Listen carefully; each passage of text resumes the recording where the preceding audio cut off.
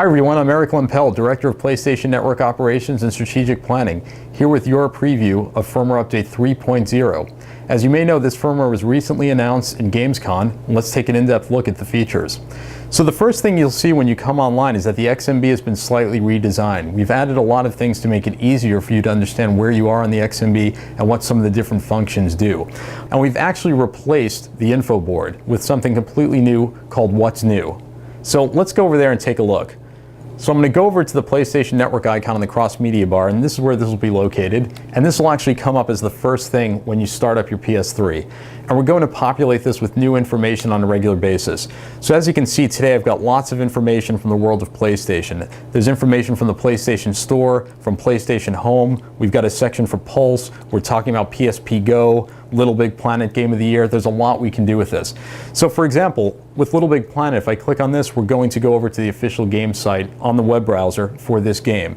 If I were to click on the PlayStation Store icon, we'll go directly to the store. And if we were speaking about a specific game in the PlayStation Store, we would link directly over to that game. So this will really make it easy to bring things to the surface and help you find the latest and greatest quickly. Another thing we can do is link to videos. So I'm going to go over to Pulse, and I can click on that, and it'll immediately start playing Pulse.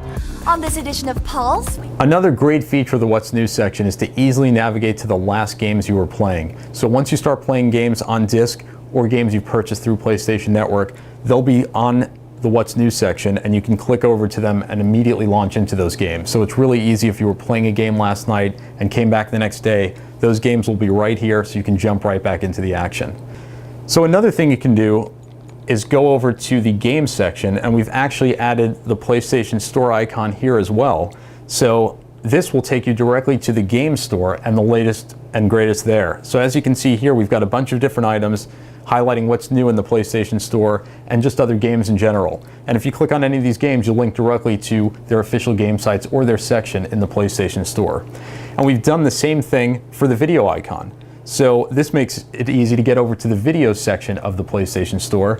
And again, if you click on this, we'll be highlighting some of our newest releases available for rental and purchase, and you can link directly to those items to check them out. Another thing you'll notice is that there's some more animation behind the scenes on the XMB. As you can see, there are these sparkles kind of bouncing around in the background. And again, if you don't like the new look of the XMB, the old classic look is available, and you can change that in the theme section. The next thing you'll immediately notice is in the upper right-hand corner of the screen. So if you take a look up there, if you see Kratos, that's my current avatar. Next to that, you've got the friend icon and the number of friends online. And then you'll see a piece of mail if you have any messages waiting from any friends on PlayStation Network.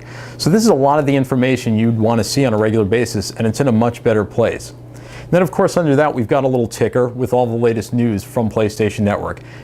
So let's go a little further down the XMB to take a look at something new in the themes area.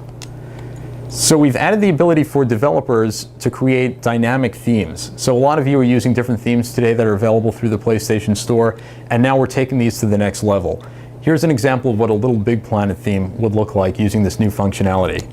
So I'm going over to theme settings, and you can see over here I've got theme, and then I'm going to select this Little Big Planet theme.